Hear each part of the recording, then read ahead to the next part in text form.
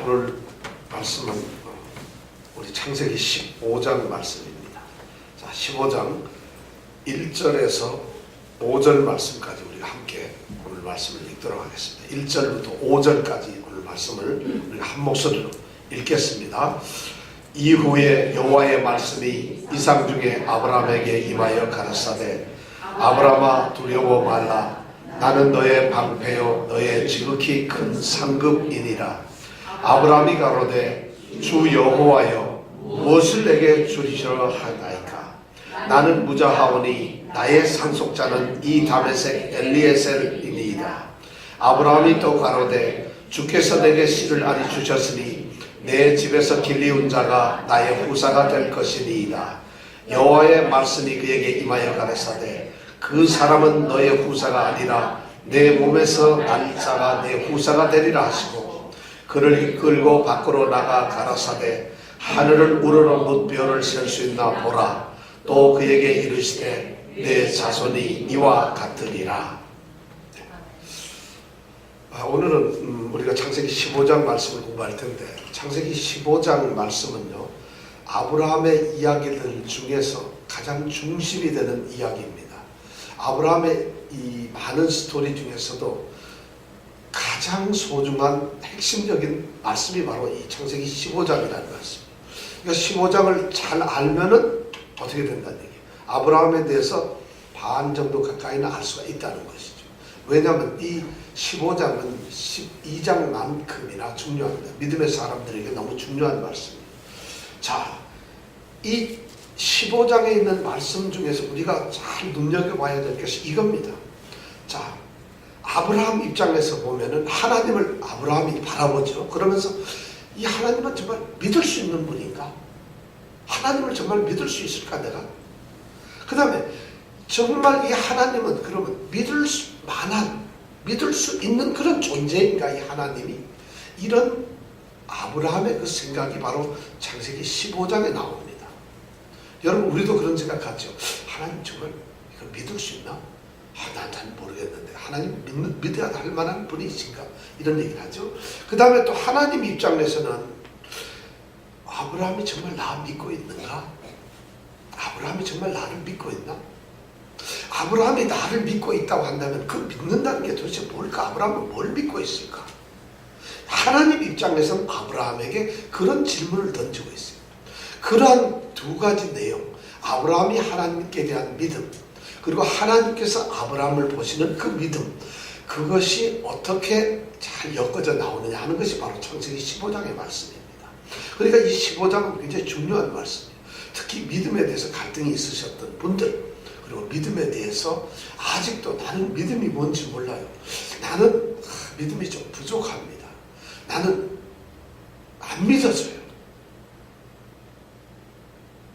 나는 아직도 믿는 사람이 아닌 것 같아요. 이런 분들을 위해서는 이 말씀이 굉장히 소중한 말씀이 될 것 같아요. 하나님을 믿는다는 게 도대체 뭘까요? 나 하나님 믿어요. 믿는다는 게 뭘까요? 여러분 하나님 믿는데 우리가 예를 들어서 길 가다가 누가 툭 치면은 하나님 믿습니까? 네 하고 대답할 수 있는 사람들이 우리 다 하잖아요. 근데 그까지는 좋은데 그 다음 질문이 나오면 곤란해져요.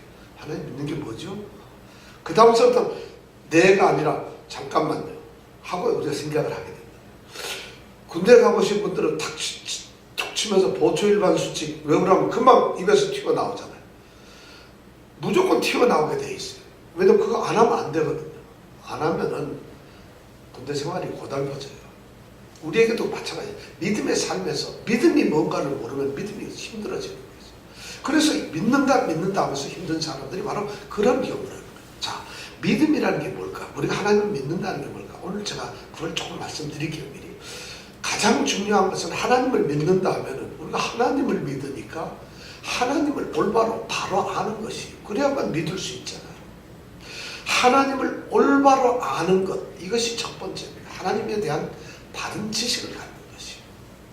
하나님을 잘 모르고 믿는다, 이건 믿는 것이 아닙니다. 난 하나님을 좀 희미하게 믿고 있습니다. 희미하게 압니다. 좀 이건가 기건가 긴가민가 합니다. 그러면 우리는 하나님을 긴가민가로 믿는 것이. 그러니까 하나님에 대한 정확한 하나님은 그분이 누구신가 하는 그 개념을 분명하게 우리가 가지고 있는 것, 이것이 하나님을 믿는 첫 번째입니다. 그럼 하나님을 알려면 어떻게 해야 될까? 하나님은 자기 자신을 이 성경에다가 드러내 놓으셨어요. 그걸 전문 용어로 계시했다 그러죠. 하나님은 자신을 계시하셨어요. 성경 말씀에다 다 드러내 놓으셨어요. 내가 어떤 존재라는 걸 다 말씀하셨어요. 그러니까 성경을 통해서 우리는 하나님을 바로 알 수 있다는 거죠. 이것이 첫 번째입니다. 내가 믿음을 바로 갖는다는 것은 하나님을 바로 아는 것이에요. 나 그런 거 몰라요. 난 그냥 하나님 아는 거, 성경 읽으면 머리가 아프고, 또 성경에서 하나님 아는 거 어떻게 다 알겠어요. 그냥 설교나 잘 듣고 교회나 열심히 다니고 이러면 전 되겠습니다. 그분들은 절에 다니는 거나 똑같아요. 절에 가는 거나 교회 오는 거나 똑같다는 얘기예요. 시장 간 거나 여기 있는 거나 똑같다는 겁니다. 교회 다니는 게 아닌 거죠. 교회만 다니는 거죠. 근데 그런 교인을 막 양산을 하는 거예요. 교회가. 왜냐하면 무책임하게 그런 사람이 교회에 있으면 그게 전 세계에서 73억 인구 중에서 20억이 된다고 자랑을 합니다. 20억 되는 교회 다니는 사람이 있는 것은 아무 하나님께는 의미가 없는 거예요. 하나님은 정말 자기를 알고 있는 그 사람을 찾는데 하나님 모르고 그냥 교회 다녔어요. 그럼 그건 하나님의 교회라고 할 수가 없어요. 그냥 사람들 하나님을 믿는다고 착각하고 있는 사람들이 다니는 그냥 집일 뿐이에요. 건물일 뿐이라는 거예요. 그것이 교회가 아니거든요.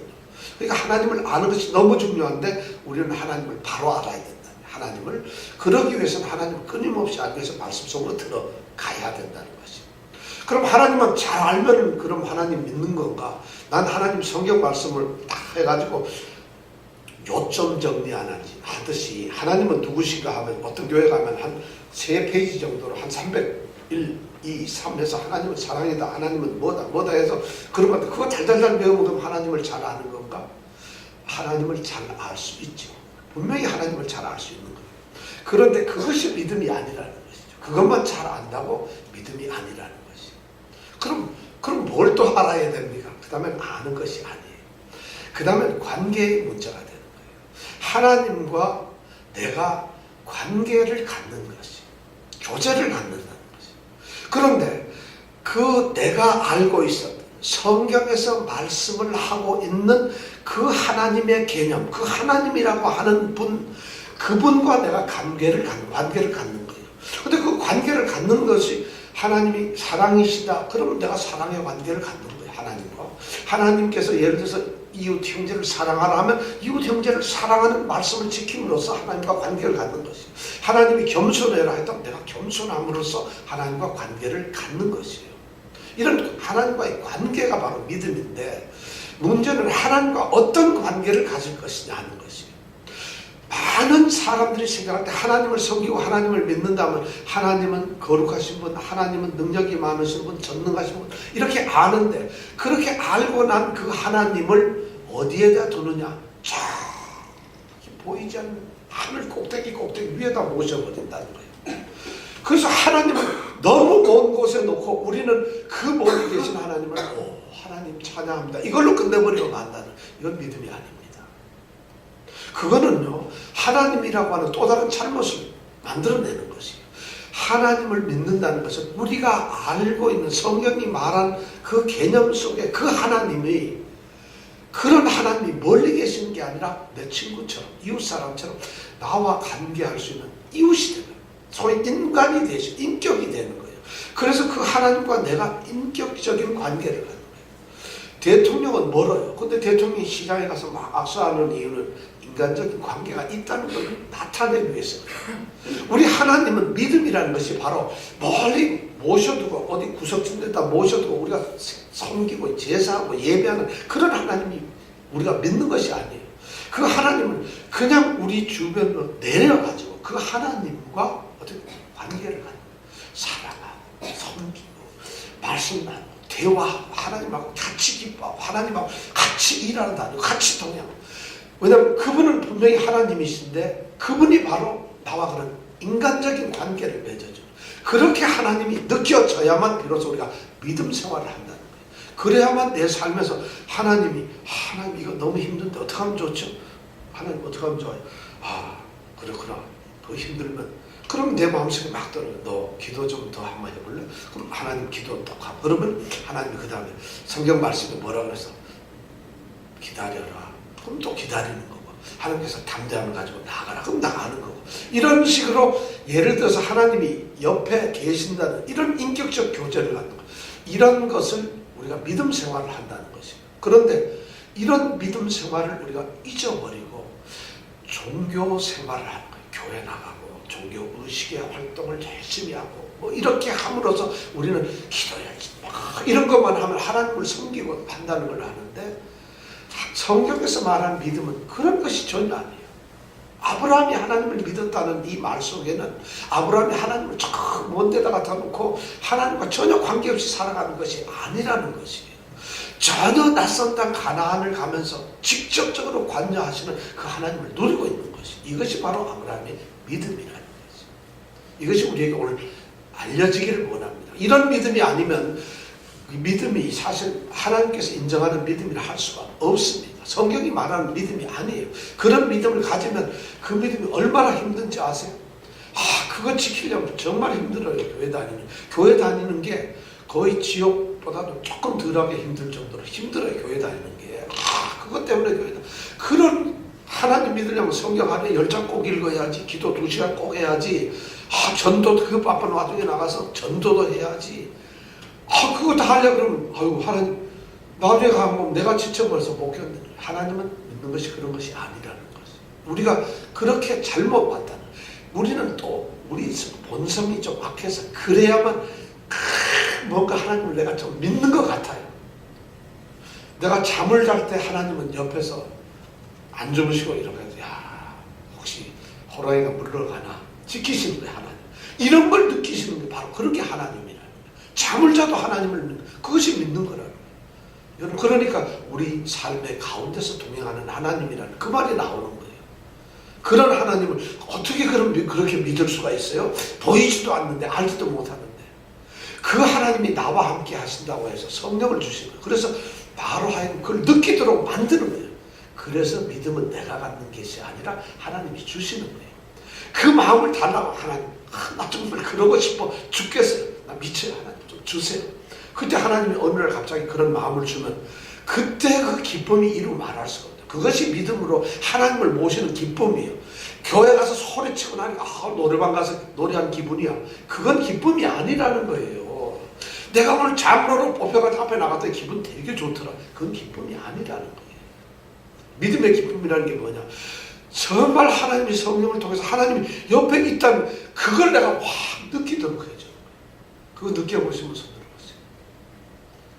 이게 뭔 소리요? 그런 게 뭐 어디 있어? 있다는 겁니다. 그것을 믿음이라 한다. 많은 믿음의 선조들은 그렇게 살았어요. 믿음 있는 사람. 그렇기 때문에 하나님이 옆에 계시기 때문에 죽을 자리에 가서도 하나님이 계시기 때문에 죽을 수가 있는 거예요. 순교를 할 수 있는 거예요. 신앙 기도 열심히 2시간 했기 때문에 순교하는 거 어림도 그거는 자기의 제가 보기엔 그 개죽음입니다. 순교가 아닙니다. 그런 거는 착각을 하고 있다는 거예요. 하나님이 계시기 때문에 우리는 기쁨으로 죽을 수 있어요. 옆에 계시기 때문에. 왜냐하면 그분이 내가 죽어도 좋고 살아도 좋고 그렇게 느껴지는 거예요. 그런 하나님을 믿으시기 바랍니다. 그런 신앙가들만 그런 믿음을 가진 사람이 뉴욕에 10명만 이전에 10명이 넘으니까 안 되겠구나. 20명만 있다면 뉴욕이 달라집니다.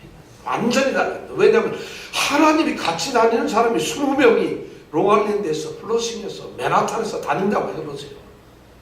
사람들이 그런 사람을 어떻게 보겠어요? 비로소 그 사람은 믿음이 있다. 아브라함이 바로 그런 믿음을 가졌기 때문에 복의 근원이라는 말을 듣는 거예요. 하나님의 축복이 나오는 거라는 것이죠. 자, 오늘 말씀을 보십시다.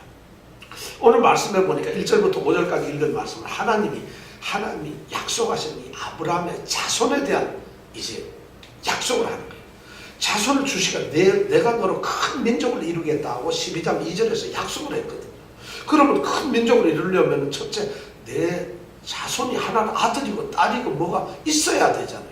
근데 그게 없는 상태에서 지금 하나님이 이 씨에 대한 약속을 지금 하고 있다는 자손에 대한 얘기를. 근데 그 말씀을 오늘 말씀해 보니까 하나 여호 이후에 여호와 이후라는 건 우리 14장에 나온 얘기. 14장에 무슨 일이 있었느냐? 지난주에 옥의 동맹국이 쳐들어와가지고 북방 옥의 동맹국을 아브라함이 쫓아가서 다네까지 쫓아가서 야박한 기습작전을 무찌르고 그랬잖아요. 그리고 승리하고 돌아와. 바로 그 사건이 있고 난 다음에 여호와의 말씀이, 하나님 말씀이 1절에 보니까 어디에 나타났다고? 어느 중에서 나타났어요? 말씀의 이상? 말씀이 이상 중에 나타났다. 하나님의 나타났는데 어디에 나타났느냐? 짠하고 이상이란 말이 뭐냐면 환상 중에 나타났다. 이상이란 말, 환상이란 말하고 똑같아요. 하나님이 환상 중에 나타났다. 이 얘기는 하나님이 눈을 딱 봤더니 하나님이 쫙 나타났다 이런 의미가 아니에요. 하나님 구약에 보면 하나님이 여러 번 나타나시는데 꿈에도 나타나시고 환상 중에도 나타나시고 천사로도 나타나고 뭐 하나님이 여러 방법으로 나타나서 하나님이 하시는 말씀을 그에게 들려주세요. 근데 이번에는 어쩌면 아브라함에게는 굉장히 귀한 게 있는데 환상 중에 나타났어요. 그리고 아브라함이 환상이라는 말은 뭐냐면은 황홀경에 빠졌다는 것이에요. 하나님이 꿈속에 나타났다는 얘기는 수면 중에 밤에 주로 잠잘 때 수면 중에 나타나는 꿈속으로. 근데 이 이상 중에 나타났다는 얘기는 수면 중이 아니에요. 뭔가 낮은데 주간이긴 한데 내가 맨정신이기도 하고 아닌 것도 한데 황홀경에 뭔가 이 환상 착각 이런 그러니까 어떻게 보면 다른 표현에서 보면 뭔가 이게 좀 긴가민가한 이런 상태라는 표현을 쓰고 있어요. 그것이 이제 특별한 표현인데 하여튼 그런 환상 중에 하나님이 나타나셨어요. 그래가지고 나타나셔가지고는 하나님이 지금 이 아브라함에게 말씀을 하신 거예요. 근데 구약에 보면 이 선지자들은 거의 하나님이 그렇게 환상 중에 나타나셨어요. 꿈이나 뭐 이런 환상 중에. 그래서 선지자 하면은 당연히 환상 중에 하나님의 말씀을 들었다는 것이. 그런데 이것이 초대교회, 구약 신약에 와가지고 초대교회에서는 아주 특별한 한두 분이, 몇 분이 환상 중에 하나님을 만나는, 우리 베드로가 주님을 만나죠. 고넬료를 만나기 전에 환상 중에 막 짐승이 내려오는 걸 보죠. 바울도 환상 중에 주님을 만나게 되죠. 이렇게 신약에 보면 조금 있어요. 그런데 구약에는 주로 하나님이 만나시는 게 전부 환상이나 아니면 꿈에서만 만나요. 그렇지 않고 만날 수가 없어요. 그리고 나서 오늘날에는 또 환상 중에 만나시는 분들이 좀 있죠. 있나요? 없나요? 우리가 보면 하나님 환상 중에 꿈에 봤다는 분들이 많은데 신약 시대로 와서 예수님 당시 그때 조금 지나서 초기에 몇 분을 빼놓고 나서는 그 다음 기록은 만났다는 분이 없어요. 사실은 기독교 역사에는 만났다는 기록 자체가 없습니다. 만날 수가 없었어요. 안 만났다. 그런데 느닷없이 안 만났다가 근데 그 시대마다 보면은 지금부터 한 2000년 예수님 지난 2000년 동안 만났다는 사람이 수없이 많아요. 근데 그분들은 어떻게 만났는지는 모르겠지만 실제로는 만난 사람이 아무도 없어요. 이상 중에 환상 중에 만날 수. 아니 목사님은 그러면 성령의 그 역사를 무시하십니까? 그 환상 중에 만나는 분이 우리 교회에도 여러 분이 있는데 하나님 뭐 천국까지 갔다 온 사람도 있고 하나님 만난 사람이 한둘이 아닌데 무슨 말씀을 하십니까? 여러분 그분들을 다 세워놓고 하나님 만나는 거 한번 물어보세요. 어떻게 만났는가? 왜 하나님을 우리는 못 만날까요? 하나님을 만날 수 없는 이유가 딱 하나가 있어요. 절대로 못 만나는 이유가.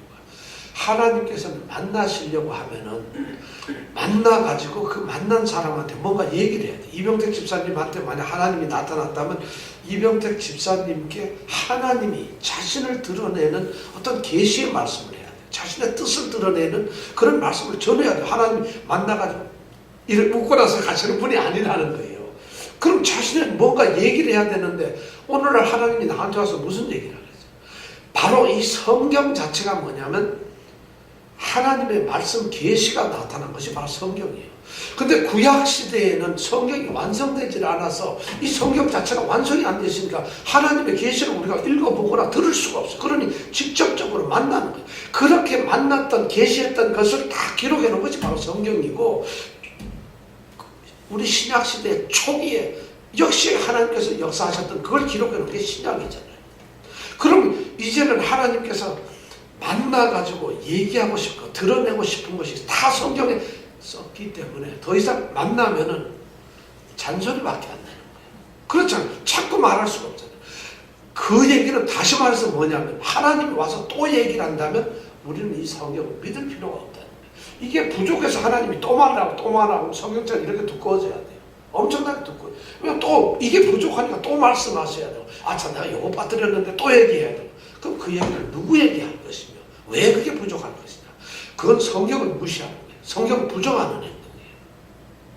무서운 얘기예요. 그런데도 그걸 부자시 자기가 뭔가 된 것처럼 예수님 당시에도 그런 사람들이 있다고 우리 요한일서 배우면서 우리가 함께 얘기했죠. 그런 사람이 있었다. 근데 하여튼 이상 중에 나타났어요. 아브라함 이때는 나타난 걸 우리가 당연히 생각하고, 그러니까 우리가 기도할 거는 하나님께서 나도 좀 이상 중에 좀 나타나 주시옵소서가 아니라 우리는 하나님이 계시하신 이 말씀을 잘 깨달아서 이상 중에 나타난 것과 똑같이 하나님의 뜻을 알게 해달라, 이렇게 기도를 해야 되는 거예요. 맞습니까? 그런데도 뭐 요즘에 부흥회 와서 오는 뭐 목사님들 몇 분들 중에서도 지금도 그 환상하고 하나님의 계시라고 이런 사람들이 최근에도 한두 명 와 있었어요. 누군지 내가 얘기는 안 하는데 그런 분들이 많다는 거예요. 안타깝죠. 뉴욕에도 와 있어요. 자, 그럼 하나님께서는 아브라함에게 만나서 무슨 얘기를 했을까요? 1절에 보니까 아주 중요한 말씀을 했어요. 아브라함 보고 뭐라고? 두려워 말라. 두려워 말라. 나는 너의 방패다. 나는 너의 큰 상급이다. 이 두 마디를 딱 하셔요. 하나님. 자, 근데 이 말씀을 가만히 생각해보면 아브라함한테 왜 하나님이 나타나서 두려워 말라 그랬어요? 아브라함이 지금 기뻐서 막 즐기고 있는데 너 두려워 말라. 이 말씀하면 맞지 않잖아요. 두려워 말라 이 말을 하는 이유는 아브라함이 뭔가가 두려워하고 있다는 것이에요. 그러니까 두려워하지 말라고 해야죠. 전혀 두려워도 하고 있지 않는데 하나님이 오셔서 아브라함아 두려워하지 말라 이러면 왜? 하나님 무슨 소리야? 가다가 남대없이 자다가 홍두깨지 뭘 내가 두려워했습니까? 이렇게 될 거라는 거예요. 그럼 두려워하고 있었다는 거예요. 아브라함이 그럼 이후에 뭔가 두려워하고 있었다는 거예요. 뭘 두려워했을까요? 아브라함이 염려하고 두려워했던 것이 있었어요. 뭐냐면 아마 성경에는 그런 기록을 안 해놓고 있지만 우리가 그냥 하나님께서 나타나셔서 두려워 말라고 하셨을 때에는 아브라함이 뭔가 두려운 게 있었다. 뭘 두려워했을까? 상황을 가만 생각해 보니까 14장의 내용을 생각할 수 있어요. 아브라함이 318명을 이끌고 가가지고 5대 동맹국 왕들을 무참하게 하고 뺏은 걸 다 뺏어와가지고 완전 항복을 받았다는 거예요. 그리고는 돌아왔는데 문제는 걱정이 돼요. 왜 안 걱정돼요? 여러분 누가 때렸다고 해서 맞은 사람은 걱정 하나도 안 하고 발 뻗고 자는데 때린 사람은 그 다음부터 걱정이 돼요. 저놈이 집에 삼촌 데리고 오면 어떡하나? 저놈이 동네 깡패들 모아가지고 오면 걱정되잖아요. 바로 아브라함이 그런 걱정이 있었을 거예요. 이기긴 이겼지만 그 5 나라 왕들이 야 우리가 아브라함이라고 하는 그 아씨한테 이렇게 당했는데 가만히 있을 수 있냐? 다시 모으자. 걔 지난번 온 거 보니까 한 300명 되더라. 우리 한 3만 명 모아서 우리도 기습하자. 이러면 아브라함이 두렵겠죠. 아마 아브라함에게는 그런 두려움이 혹시 있었을지도 모르겠어요. 그렇지 않으면 또 이런 것도 있을 거예요. 아브라함이 승전가를 부르면서 돌아올 때 말이죠. 이 소돔 왕이 나타나가지고 사람은 다 나한테 주시고 뺏어온 재물은 다 당신이 가지세요 했을 때 아브라함이 뭐라고 그랬어요? 노 땡큐 그랬거든요. 나는 이거 갖고 싶지 않다. 내가 싸워서 너를 위해서 이겨주긴 했지만은 내가 이 물건을 갖게 되면 마치 이 물건 가지려고 싸운 것 같고 그리고 또 내가 싸워서 이긴 것처럼 되는 게 난 싫다.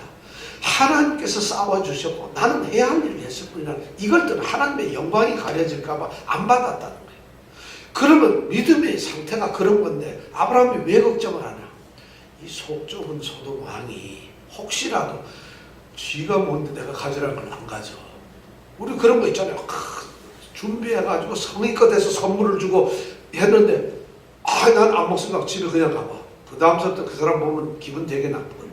그러니까 아마 아브라함 혹시 그런 갈등이 있었을지 몰라.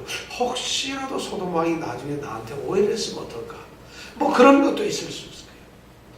성경학자들은 뭐 그런 얘기도 합니다. 근데 실제로 정말 근심을 한 게 있었다는 거예요. 이 아브라함에게는 정말 두려워하고 근심을 하는 것이 있었다는 거예요. 그것이 그 다음 말에 보면 쭉 나옵니다. 그 다음 말에 보면 뭐냐면 자식이 없다는 거예요. 자식이 없어요. 하나님이 내가 75세 되어가지고 하나님 말씀 딱 듣고 하나님 땅을 떠날 때는 하나님이 75살 먹은 아브라함대로 내가 너를 큰 민족을 만들어 주겠다. 그 얘기면 자식을 주겠다는 거예요. 자손을 주겠다 했는데 아직까지 한 명도 없어요. 나이는 뭐가 돼? 집에는 다 와가는, 죽을 때는 다 와가는데 자꾸 이거 뭐 한 명도 없거든요. 그럼 나이가 이제 지금 여기 15장 정도 되면 시간적으로 봐서 지금 한 10년 정도가 지났어요. 그럼 몇 살 정도 됐겠어요? 85세가 됐어요. 애 낳기 틀렸어요. 그런데도 지금까지도 없었는데 애를 낳겠어요. 그런 것이 좀 두려운 거예요. 하나님은 약속을 했는데 이 땅도 주겠다는데 이 땅이 내 것 같지는 않아요. 아, 소돔 저쪽에도 내 땅인데 하나님이 약속하신 내가 내게 지시할 땅이었는데 그 땅이 분명히 나의 것이라고 하나님은 주신다고 했는데 아이고 5개 왕들이 쳐들어와서 그 땅을 막 뺏어가면 나는 이 땅을 어떻게 지켜야 될지, 이 땅은 정말 내 것이 될지 두려움이 있었다. 아브라함은 아마 그런 두려움이 있어요. 믿음을 가졌고 하나님이 약속을 했음에도 불구하고 두려운 거예요. 우리가 믿음이 있다고 해서 믿습니다 하면 그냥 뭐 다 이기는 게 아니에요. 사실은 두려움이 있어요. 그 두려움을 우리가 말씀으로 극복해 나가고 다시 하나님이 우리에게 위로와 격려를 주시고 그 격려를 받고 다시 새 힘을 얻고 이렇게 하면서 우리는 다져져가는 이것이 믿음의 삶이잖아요. 하나님 믿었더니 만사형통 모든 것이 하나님이 다 했다 이건 아니잖아요. 바로 그런 두려움이 있는 걸 하나님은 보시고 아브라함에게 두려워 마라 얘기해요. 그러면서 하시는 말씀이 나는 너의 방패다. 방패라는 게 뭡니까? 아브라함이 이렇게 서 있는데 하나님이 방패면 뭐예요? 바로 앞에서 뭐 방패 탁 들고 이렇게 막고 있는 그분이 누구라고요? 하나님이. 이 말뜻은 그거거든요. 그러면 누가 저기서 쳐들어와가지고 화살을 쏘고 창으로 찌르려고 그래요. 그럼 앞에 있는 분이 누구예요? 하나님이 대신 딱 맞아줘. 왜냐면 방패니까. 저쪽에서 돌을 던지면 하나님이 탁 하고 대신 맞아요. 방패라는 게 그거 아니겠어요? 그죠? 여러분 방패를 무슨 뭐 거창하게 생각하지 마세요. 하나님이 자신을 지금 나는 너의 방패거든. 그럼 여러분이 하나님을 믿는다는 것은 정말 우리 장윤정 양이 하나님이 방패 같아요. 방패가 돼야 돼요. 그것도 내가 들고 있는 방패가 아니라 스스로 하나님이 방패라는 거예요.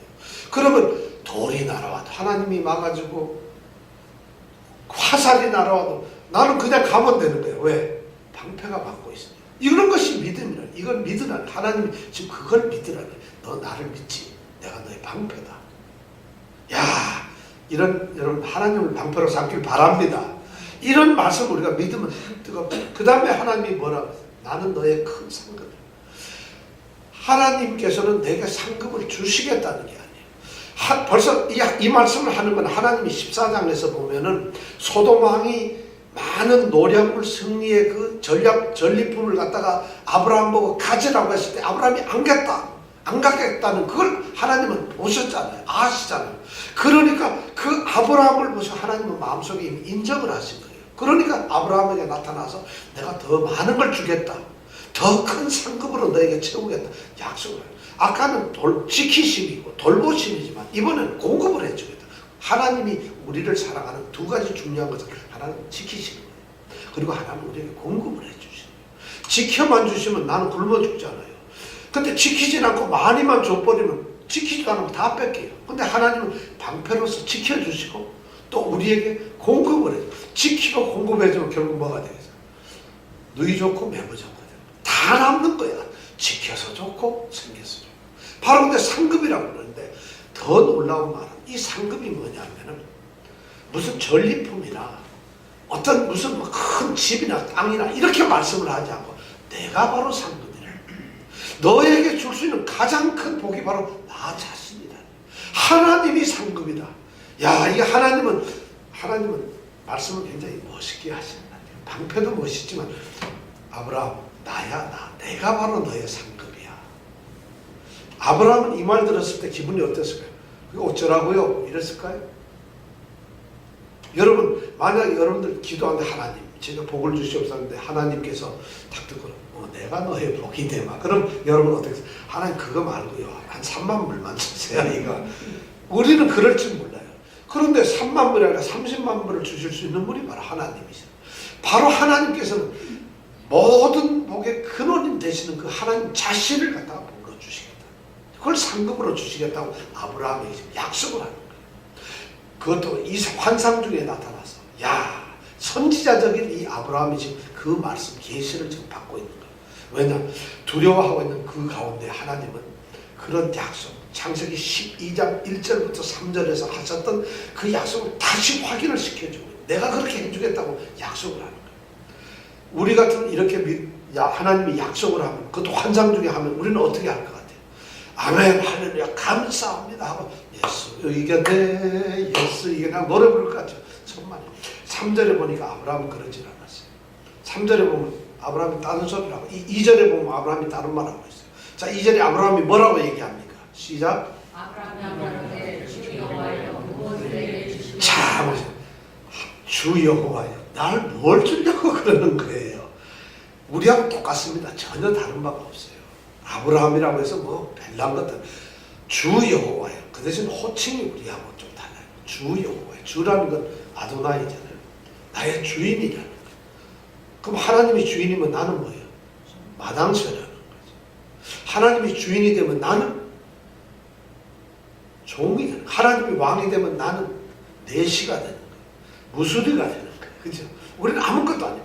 하나님이, 근데 지금 아브라함은 주라고 하나님을 주인으로 드디어 자기는 아무것도 아니라는 것을 고백하는 거예요. 그 여호와, 주 여호와, 여호와라고 또 부르는 건, 여호와는 뭘까요? 하나님의 이름이에요. 이름. 하나님 이름이 뭡니까 여러분? 여호와예요. 여호와. 그러니까 하나님 이름, 옛날에 보면 우리 주일학교 때 시험 때 하나님 이름이 뭐죠? 그러면은 하나님 이름이 어디 있어요? 지금 이 중에서도 3분의 2는 하나님 이름이 어디 있어요 하시는 분이 있어요. 묻지만은 하나님의 이름은 여호와라는 거예요. 여호와라는 것은 스스로 계시는 분이라는 이런 하나님 자신의 이름인데, 여호와라는 말을 쓸 때는 언제 쓰느냐 하면은 무조건 하나님이 어떤 때는 자신을 나는 너의 하나님이다 이렇게 얘기를 하고, 어떤 때는 나는 너의 여호와다 이렇게 말씀을 하세요. 또 하나님의 사람들이 하나님을 부를 때도 어떤 때는 하나님이시여 이렇게 부르는데, 어떤 때는 여호와시여 이렇게 불러요. 근데 성경은 그걸 뭐 똑같은 의미임에도 불구하고 조금 다르게 쓰고 있어요. 여호와라는 말을 쓸 때는 하나님이 신실하다, 약속을 지키신다, 우리와의 어떤 아주 신실한 언약을 체결하고 그걸 지키시는 분이다, 이럴 때는 쉽게 말해서 이름을 걸고 내가 한다 해서 이름을 반드시 쓰고, 하나님 이런 말을 쓸 때는 하나님의 능력을 나타내요. 하나님 반드시 하실 수 있고 뭘 주실 수 있고 해결해 줄 수 있고, 이럴 때는 하나님이에요. 그럴 때 우리는 뭐로 불러야 될까요? 우리는 기도할 때니까 어떻게 불러야 될까요? 하나님 이래야 될까요? 아니면 여호와 이래야 될까요? 예, 우리는 눈치가 빨라요. 그리고 우리는 뭐가 중요한지를 알아요. 한 개 불러가지고 손해볼 필요 없잖아요. 그러니까 여호와 하나님 여기까지만 부르면 안 될 것 같아요. 또 하나 더 붙여야죠. 주 여호와 하나님 이렇게 불러야 돼요. 그래야지 하나님이 주인이시니까 하는 거지. 그냥 여호와 하나님 하면 안 된다. 그래서 우리가 주 여호와 하나님. 그래서 바울 사도는 신약에서 예수님을 부를 때 우리 주 예수 그리스도 이렇게 부릅니다. 꼭. 그냥 예수님 이렇게 안 했어요. 그리스도 이렇게 말을 안 했어요. 바울 사도가 쓴 많은 편지에 보면 우리 주 그리스도, 예수 그리스도, 우리 주 예수 그리스도, 이걸 우리의 주인이시고 예수이시며 그리스도이신 분이라는 아주 정확한 풀네임을 꼭 썼다는 거예요. 그러니까 우리가 기도할 때 어떻게 해야 된다? 주 여호와 하나님 이렇게 하는 것이 좋다는 거예요. 근데 친근감을 갖다 내기 위해서 하나님 아버지 하는 것도 나ppe, 무슨 뭐 애들이 아버지 부를 때 우리의 춘부장 우리 아버님 이렇게 부르는 거 아니잖아, 그죠? 그냥 우리도 아빠 이렇게 부르듯이 그렇게 부를 수 있지만 호칭이 그렇다 이런 겁니다. 그렇죠? 자, 그렇게 하는데 하나님이 그렇게 약속을 하시면서 두려워하지 말라고까지 얘기를 하면서, 그러니까 아브라함이 기도할 주 여호와 이렇게 불렀어요. 자, 주 여호와라고 불렀어요. 이것은 하나님한테 무엇을 내게 주려고 합니까? 하고 이렇게 물었을 때는 하나님한테 지금 불평을 하고 있는 게 아니에요. 마치 우리는 이거 잘못 보면 하나님 지금까지 그래 뭐 방패? 상급? 좋아요. 근데 지금까지 뭘 했어요? 뭘 줬어요? 준 게 뭡니까? 따지면서 하나님 앞에 한탄을 하고 원망을 하는 게 아니에요. 만약 원망을 만약 한다고 한다면 주 여호와 이런 호칭을 안 부르겠죠. 원망을 하면 뭐라 그랬어요? 우리가 아버지한테 원망을 할 때 아버님 하고 원망하는 사람 봤어요? 원망할 때는 호칭이 달라져요. 그럼 이건 원망은 분명히 아닌 거예요. 그럼 지금 무슨 얘기를 하고 있느냐? 아마 아브라함은 하나님께서 내게 약속을 하셨어요. 그리고 그 하나님은 그 약속을 반드시 이룰 수 있는 분이에요. 그런데 지금 나의 환경, 삶을 보니까 그것이 이루어지지 않고 있어요. 그러니까 하나님께 여쭤보는 거예요. 하나님께 자기의 신앙의 고백, 확인을 하는 거예요. 하나님은 다 하실 수 있는 분인데 아직 내게는 이루어지질 않았어요. 하나님 어떻게 된 거예요? 하고 묻는 질문이라는 거예요. 이것이 성경적으로 보면 그런 의미예요. 그러니까 절대로 하나님을 따지는 게 아니에요.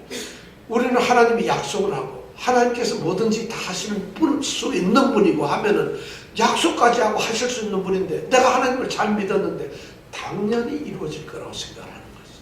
그런데 만약 안 이루어졌을 때 우리는 하나님을 원망하는 게 아니라 우리의 신앙 고백이 그때 남아야 돼요. 하나님, 저의 부족한 점이 뭡니까? 하나님, 이거 아직 안 이루셨는데 혹시 이렇게 우리가 말씀을 할 수가 있어야 된다는 거죠. 자, 그런데 말을 하면서 하나하나 지금 현실을 얘기하고 있어요. 그 현실이 뭐냐? 뭘 해주겠느냐 하는데 첫 번째 현실이 뭐냐? 나는 뭐라고 돼 있어요? 무자하오다가 무슨 말이에요? 자식, 아들이 없다. 하나님, 너로 큰 민족을 이루겠다는데 내가 자식이 없어요. 아직도 없는데, 그러니까 이게 한탄을 하는 게 아니라 자식이 없다는 얘기는, 이 말은 우리나라 말로는 지금 무자하오니 해가지고 좀 뉘앙스가 감이 안 와요. 이 말을 정확하게 하면 이런 말, 하나님, 내가 지금 쭉 약속을 들었습니다. 그리고 내가 지금 살아왔는데 내가 나이가 지금 85세 다 됐습니다. 이렇게 살고 내가 자식 없이, 아들 하나 없이 지금 이렇게 약속 가운데 10년을 넘게 살고 있는데도 아직도 자식이 없이 살고 있어요. 이렇게 말하고, 자기는 지금도 자식이 없이 살고 있다는 거예요. 그러니까 자신의 아주 구구절절한 그 형편을 하나님께 다시 한번 알아주고 확인을 시켜드려요. 하나님이 모르시는 것 아닌데도 그렇게 확인을 시켜줍니다. 85세가 된 나예요. 그러면 여러분 85세면 날 수 있겠어요? 없겠어요? 좀 불가능하죠. 고고학자들이 연구한 바에 의하면 이 아브라함 시대, 지금부터 한 4천여 년 전에 인간의 평균 수명이 한 45세 정도 됩니다. 그 당시에는. 그러니까 빨리 죽었다는 얘기예요.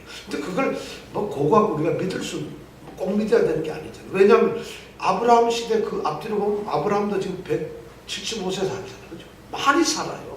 근데 어떻게 뭐 45, 그럼 족장들만 꼭 나이가 오래 살았는가? 또 그리고 노아서부터 아브라함의 아버지 그 세대가 다 100세 넘고 200세 이래 살았는데 고고학자들은 한 45세를 사는 걸로 돼 있어요. 전후에 가서 삽니다.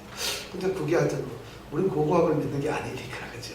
그런데 85세 된 이 아브라함이 하나님께 지금 자신의 이 형편을 그대로 구합니다. 난 지금 아들이 없이 지금 살고 있습니다, 하나님. 근데 하나님은 큰 민족을 이룬다고 약속하셨죠. 근데 전 아들이 없이 살고 있어요. 그러면서 그 다음 얘기가 뭐냐면 나는 지금 대책을 세워놨습니다. 뭐냐면 그 다음 뭐라고? 나의 상속자는 이 다메섹 엘리에셀입니다.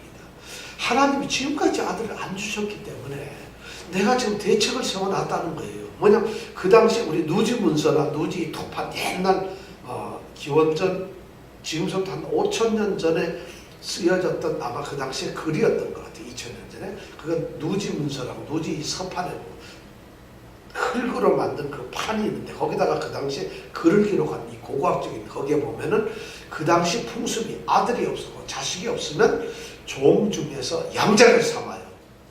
요새도 똑같죠. 양자를 삼아가지고 자기 재산을 넘겨주는, 상속권을 넘겨주는 이런 일을 하는데 바로 지금 아브라함은 그런 일을 자기가 지금 준비하고 있다는 거예요. 나는 자식이 없이 지금 살아왔는데 나이도 많이 들었어. 그래서 나는 나의 상속자로 누구? 다메섹 엘리에셀을 정해놨습니다.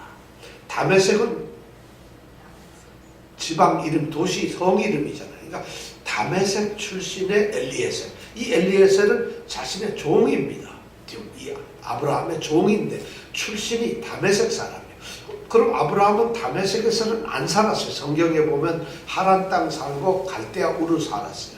근데 다메섹은 결국 넓은 의미에서 하란 땅입니다. 그렇다면은 이 아마 종으로 샀거나 뭐 어떻게 해가지고 데려갔겠죠. 근데 이 엘리에셀은 나중에 역할이 많아져요. 아들 이삭을 결혼시키기 위해서 저 멀리 하란 땅에 갈 때 그때 갔던 이 대표로 갔던 사람, 결혼을 만들기 자기 아들, 주인님의 아들을 결혼시키기 위해서 신부를 구하러 갔던 사람이 바로 이 엘리에셀이었잖아.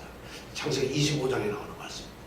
하여튼 이 엘리에셀, 자식이 없으니까 하나님, 나는 내 상속권을 이 지금 엘리에셀에다가 넘겨주려고 지금 마음속으로 준비를 하고 있습니다. 이런 이야기를 지금 고백하고 있어요. 그러면서 3절에 또 아브라함이 계속 얘기하는데 뭐라고 하느냐면, 주께서 내게 씨를 안 주셨다는 거예요. 여기서부터 드디어 하나님, 내가 왜 이런 일을, 난 자식도 없고 엘리에셀을 갖다가 지금 상속자로 만들려고 하는데 왜 그런지 아세요? 하나님이 나한테 자식을 안 주셨거든. 자식을 안 줬거든. 야, 어떻게 중요한 얘기죠. 그러니까 내가 낳는 자가 아니고 내가 자식이 없으니까 결국 내가 집에서 키운 애를 갖다가 상속자로 만들 수밖에 없다는 얘기예요. 지금 이 아브라함은 어쩌면 우리가 이걸 기도로 본다면 대단한 기도를 하고 있는 거예요. 아브라함은 지금까지 12장의 부름을 받고 12장, 13장, 14장까지 오면서 단 한 번도 하나님의 말씀에 대해서 하나님 잠깐 하고 얘기한 적이 없어요. 하나님께 자신의 이야기를 한 번도 한 적이 없고 하나님의 말씀에 반문을 한 적이 없어요. 침묵으로 순종만 했다는 것이에요. 그런데 여기에서는 보니까 하나님께서는 지금 말씀을 하고 축복을 주시고 방패가 되고 상급이 되겠다고 하는 이 말씀을 들으면서 오히려 하나님께 지금은 말씀을 하는 거죠. 이건 뭐냐? 굉장한 신앙의 기도를 하고 있는 것이죠. 자신의 기도. 그럼 우리가 기도할 때 이 말씀 잘 보세요. 나 자신 없어요. 지금까지 그렇게 살고 있어요. 나 그래서 없기 때문에 이 종 엘리에셀 나 이제 상속자 만들 거예요. 하나님 자식 안 줬잖아. 안 주면서 민족을 자식 어떻게 얘기해봤자 무슨 소리죠? 하나님 제발 하나님 약속 지키세요 하고 지금 말씀을 하고 기도를 하고 우리 기도가 그래야 된다. 근데 기도할 게 하자 그러면 하나님의 영광을 위해서 이렇게 얘기하면 하나님은 이게 진짜 나한테 영광만 얘기하는 건가? 기도는 우리의 모든 것을 도할 수 있어야 된다. 그렇기 때문에 우리가 기도합시다 하면 기도를 못한다는 건 그 얘기는 뭐냐? 쉽게 얘기해서 자기는 이 세상에 100%로 완전하게 행복하게 살고 있는 사람은 기도할 게 없어요.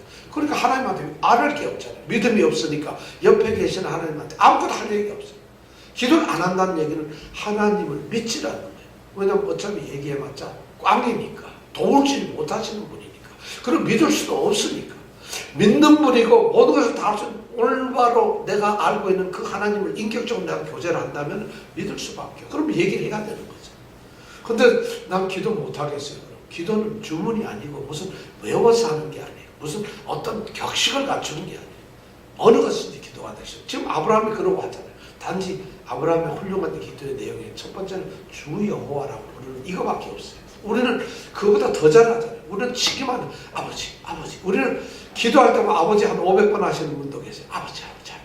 아버지가 됐다. 난 다 듣고 있거든. 근데 아버지. 그건 뭐 어쩔 수 없겠어요.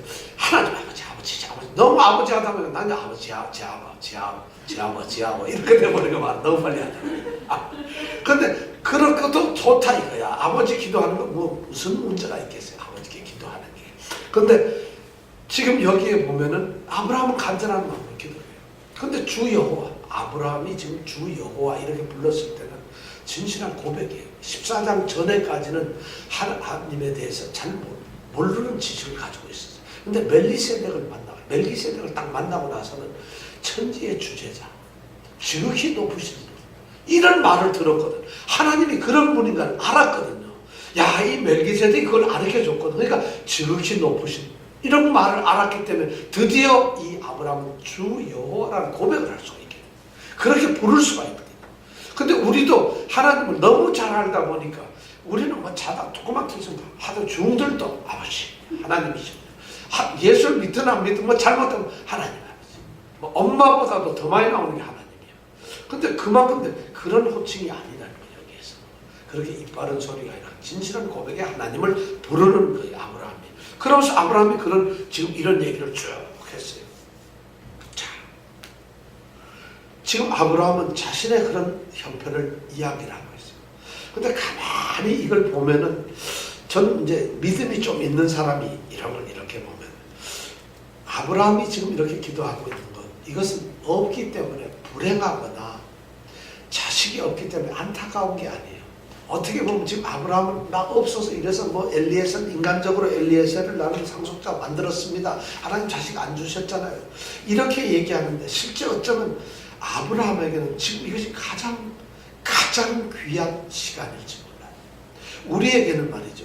뭐가 없고 부족하고 안 되고 이럴 때 그때가 하나님께서 무언가 하시고 기적을 이루시고 가장 위대한 일을 이루시고 가장 역사적인 일을 이루실 때가 바로 그때라는 거예요. 다 잘 되고 있는데 내가 돈이 100만 불이 있어가지고 지금 현찰을 10,000불짜리로 해서 100장이면은 100만 불 되나요? 10,000장이 있어야 되죠. 그걸 사화개짝에다 넣어놨어요. 100불짜리를 10,000장을 갖다가 이렇게 딱 넣어놓고 가지 있는데 어느 날 하나님이 야, 너 20불 더 줄게 하면 20불이 기쁠까요? 역사처럼 느껴지고 하나님 정말 감사합니다. 은혜 베풀어 주셔서 이럴까요? 안 그렇거든요. 한 푼도 없는데 100만 불이 딱 나와야지 기쁜 거잖아요. 아브라함의 지금 축복의 순간은 바로 그거라는 거예요. 자식 없고 약속은 들어가지고 지금 머릿속으로 마음속으로는 온천하가 될 거예요. 자식도 지금 큰 민족이 눈앞에 편하게 있어요. 그리고 이 땅도 다 내 거고 복의 근원이 되고 어떤 친구가 나 저주하면 너 바로 저주받아. 나를 축복만 하면 너도 바로 복이야. 이 축복이 막 넘치는데 무슨 하나도 없거든. 지금 자기가 모든 것이 두렵거든요. 이때가 바로 행복한 때라는 거예요. 이때에 하나님의 약속이 확실하게 이루어진다면 그게 축복 아니겠어요?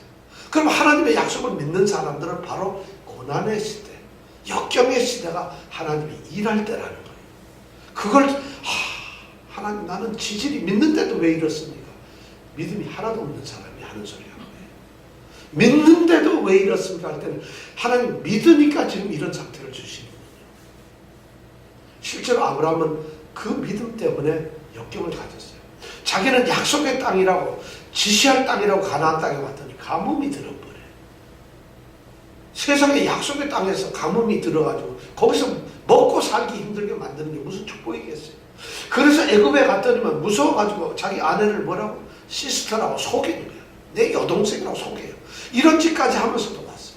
재산 만들고 내 땅이라고 지킨 줄 알았더니 아이고 이게 돈 많아지니까 그게 축복이 아니더라고요. 롯이 갑자기 와가지고 우리 종들이 싸우는데 어떻게 하면 좋아요?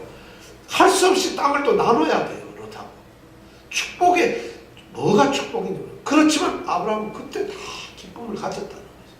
그뿐만 아니라 롯을 나눠주고 나서 이제 편안하게 살까 했더니 웬걸 또 잡혀갔다는 거예요.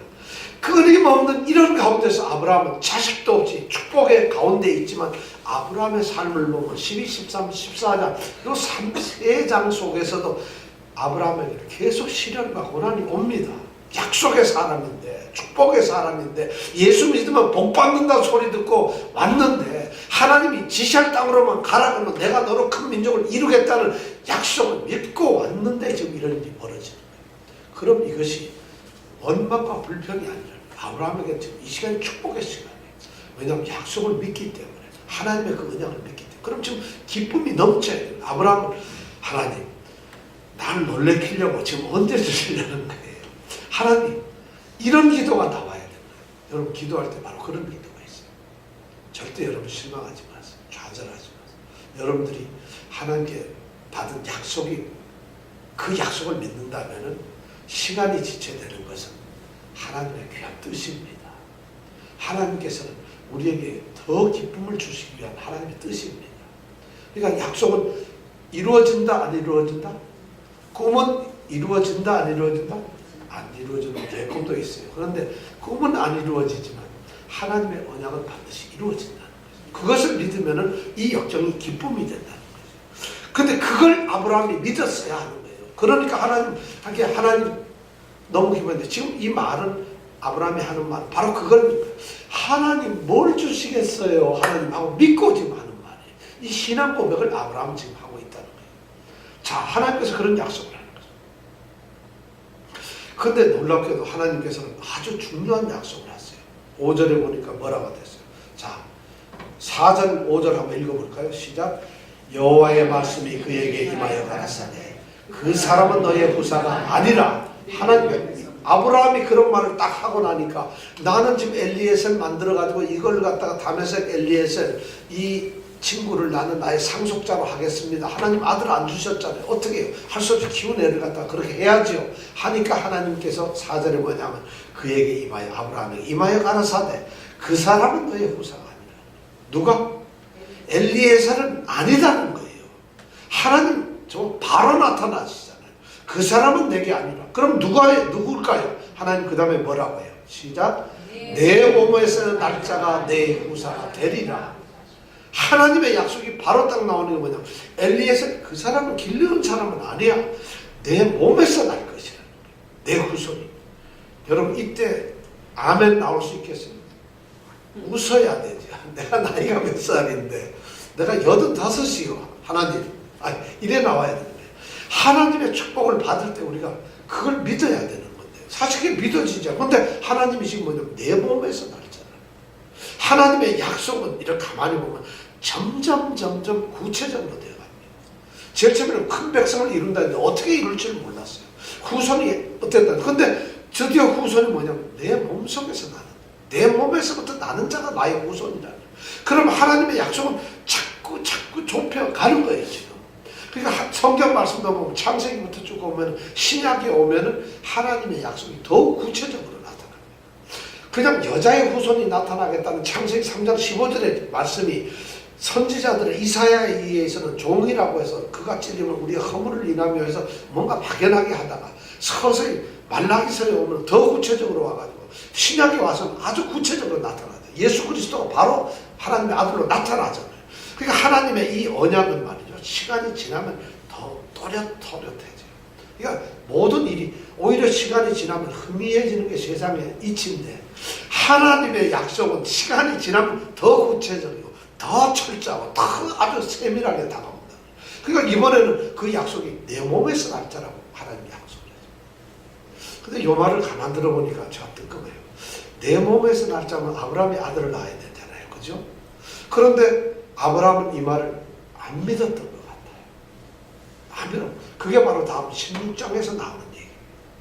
우리가 15장을 배우는데 이제 다음에 가서 16장을 배울 때 보면 하나님이 그 말을 이 아브라함이 내 몸에서 날짜라는 말을 믿지 않아요. 근데 여기서 하나님께서 내 몸에서 사라를 통해서 내 몸에서 날짜다. 이렇게 말씀을 해주셔야 되는데 사라를 통해서는 요 말을 싹 빼버리고 내 몸에서 날짜니까 사라가 하갈이라고 하는 자기 종을 붙여줘요. 그래서 진짜 아브라함의 몸에서 하갈이 누구를 낳았죠? 이스마엘을 낳는 거예요. 그런데 그 이스마엘은 하나님의 아브라함 약속하신 그 아브라함의 후손이 아니라는 거예요. 그래서 하나님은 다시 17장에 가보면 다시 사라에게 아브라함의 약속 사라에게서 내년 이맘때면 아들이 있으라 약속을 하는 거예요. 그러니까 성경을 이렇게 보면은 성경 말씀 우리가 창세기를 읽어보면 한 장 한 장이 연속곡이에요. 드라마. 여러분 드라마 오늘 연속곡 밥 뭐 잘 먹는 남자 뭐 있잖아요. 밥 뭐예요? 밥 잘 네? 밥 짓는 남자. 요새 어제 지난주인가 끝나는 거. 그 한 주 지나고 그 다음 주에 뭐가 나올까? 그 에피소드가 계속 다르잖아요. 성경 말씀이 그래요. 12장에 부르셨고 13장에 또 얘기하죠. 14장에 싸움하고 15장에 언약을 체결하고 이 드라마를 근데 이 드라마를 왜 안 즐기는지 몰라요. 이게 재미가 하나도 없어요. 이 드라마는. 근데 연속곡은 왜 그래 재밌는지 뻔한 소리인데도 재미있어. 근데 성경 말씀은 좀 뻔해야지 재밌는 건가? 뻔하지 않아서 그런가? 이 드라마를 여기서 즐거워하는 이 재밌는 드라마 얘기를 하는데도 이 드라마가 즐겁지 않게 여겨지는 분들이 있다는 거예요. 지금 성경 말씀을 한 장 한 장을 보면은 전부 그 하나의 에피소드예요. 그 말씀이 전부 다 왜 그렇게 됐는가를 이렇게 쭉 얘기해 주면서 거기에서 하나님이 하시고자 하는 자신 속을 드러내죠. 자기 심장을 드러내죠. 그리고 그 심장을 본 사람이 막 감동하는 장면을 보면서 우리로 하여금 그걸 보면서 눈물을 흘리고 감동을 받고 도전을 받고 힘을 얻고 우리로 하여금 좌절하지 말고 또 우리로 하여금 일어서도록 이렇게 성경 말씀을 우리에게 기록하는데 왜 우리는 이 연속곡을 싫어할까? 왜 그럴까요? 여러분 싫어하죠. 내가 보면 싫어하는 게 많아요. 만약 좋다 그러면은 딴 데에 나갔다가 녹화해놔라 그거 꼭 이렇게 하고 우리가 해야 돼요. 성경 말씀이 그만큼 우리에게 그렇게 안 다가온다는 것이죠. 왜냐? 별로 관심이 없거든 사실. 그만큼 애정도 없고 들어오지 않는다는 거예요. 사실 이 성경 말씀을 우리가 그렇게 본다면 성경 말씀은 그만 입에서 떠날 수가 없어요. 꿀송이처럼 달아질 수가 있다는 것이죠. 자, 그러면서 하나님은 네 몸에서 날짜라는 이런 조금 구체화해요. 조금 더 구체화해서 사라를 통해서 이 말을 안 하셨기 때문에 16장에 비극이 나타나지만 하여튼 이렇게 16장에 가서 또 거기서 또 말씀을 나누기라고. 그렇게 하고 난 다음에 또 뭐라 하냐면 아브라함을 끌고 밖으로 나가요.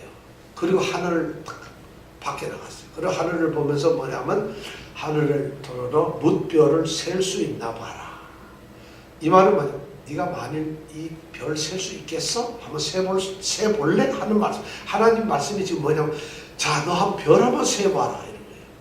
하나님 굉장히 표현을 하나님이 재미나게 하세요. 이 성경에 보면 너 한번 별 한번 세볼래 하는 거예요. 그럼 아브라함이 갑자기 왜 별이 하나 둘 셋 바나바나 나 죽어도 못 세겠는데 이걸 다 어떻게 셉니까? 그래? 그러니까 하나님 뭐예요? 그게 내 자손이 이와 같으니라. 아브라함은 바나바나 별 세라 하면은 두 가지만 해. 처음에는 못 떠보고 예? 하고는 혹시 뭐가 있을까 세다가 도저히 골이 아파서 못 셀거나 아니면은 별 세라는 말 딱 들었을 때 우리 같으면 어떻게 하겠어요? 하나님이 밖에 나가서 끌어놓고 나오면 별 세라 그러면 우리 어떻게 하겠어요? 바로 나올 거예요. 하나님 농담 마세요. 농담이에요 지금. 별을 세는 사람이 어떻게 있어요? 별을 어떻게 셉니까? 아마 그랬을 거예요. 아브라함에게도 그런 게 있어요. 별을 어떻게 세요? 못 센다. 그러니까 하나님이 네 자손이 이 같은 거죠. 하늘에 13장에서 뭐라고 했어요? 땅에 티끌 같은 거라 했어요. 티끌도 못 세요. 하늘의 별도 못 세요. 하나님은 지금 드디어 구체적으로 내 자손이 큰 민족이라는 것이 하늘의 별 같은 걸로 별처럼 그렇게 되는데 바로 네 몸에서 난 후손이 그렇게 될 것이라는 거예요. 이 말을 아브라함이 지금 듣고 있는 거예요. 그랬을 때 아브라함은 어땠을까요? 바로 6절에 있는 말씀 같이 한번 읽어볼까요? 시작. 아브라함이 여호와를 믿으니 여호와께서 이를 그의 의로 여기셨다. 6절 이건 굉장히 위대한 말씀이에요. 믿음과 의. 기독교에서 바울 사도는 15장 6절 이 말씀을 그냥 이 말씀에 충격을 딱 먹어버려요. 그래서 바울 사도가 내친 게 믿음으로 말미암아 의롭게 된다는 거예요. 믿음으로 의롭게 된다. 그래서 이 창세기 15장 6절에서 말씀을 통해서 이렇게 나온다. 이 말씀 시간이 늦었으니 오늘 여기까지라. 15장 6절 말씀부터 다음 주에 하겠습니다. 자, 오늘 말씀을 통해서 우리가 보니까 아브라함의 믿음이 우리와 별반 다를 게 없어요.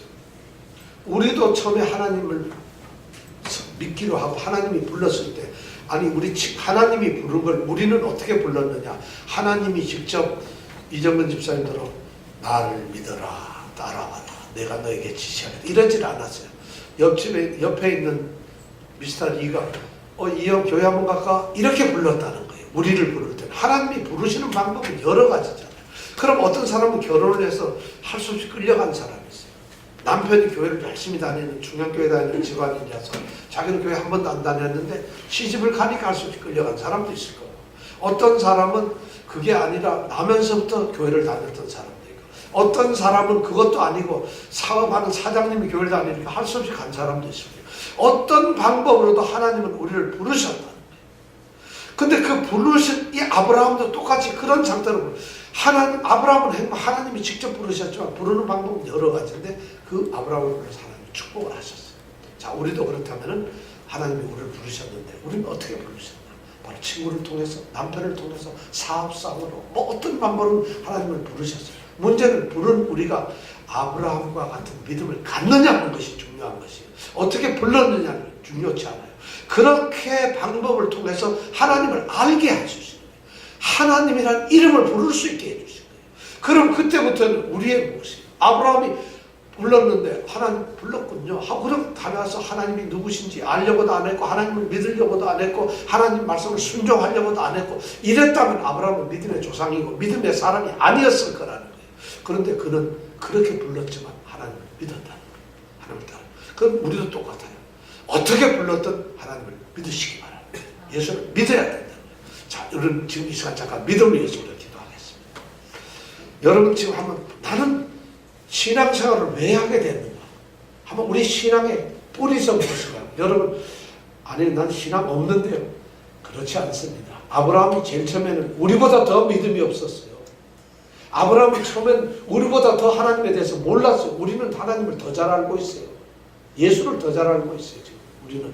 자, 그렇다면은 우리가 처음 내가 교회 나오고 하나님의 부름을 받았을 때 그럼 나는 어떤 모습이었는가요? 그리고 지금은 어떤 모습이에요? 나는 또 그때서부터 지금까지 나는 어떤 모습으로 나의 신앙, 믿음이라는 것을 그나마도 내가 지켜왔는가? 이걸 한번 돌아보시기 바랍니다. 나는 하나님을 열심히 믿는 것은 너무 맹신이라고 생각합니다. 너무 그걸 나는 미신 섬기는 것 같아 해서 나는 혹시 하나님 사랑하는 걸 갖다가 멀리하진 않았는가?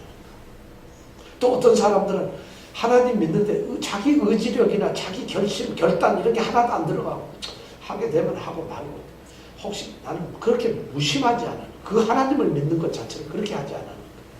또 어떤 분은 나는 오긴 왔지만 하나님 절대 안 믿하고 자기 마음을 스스로 닫지는 않아. 아니면 우리는 진짜 하나님께 열심히 있었지만은 그 열심이 게을름 때문에 또는 나의 어떤 마음의 이 변덕 때문에 그것을 열심히 못 찾지는 않았는가. 여러 가지 이유가 있을 겁니다. 이 시간 우리 자신을 한번 돌아보면서 하나님께 기도하시기 바랍니다. 하나님, 아브라함이 시련과 역경이 있었지만 하나님을 버리지 않았습니다. 더 하나님을 믿었습니다. 나도 하나님 그런 믿음을 주시옵소서. 아브라함의 약속이 곧 나의 약속입니다. 아브라함을 부르신 하나님이 곧 나의 하나님이십니다.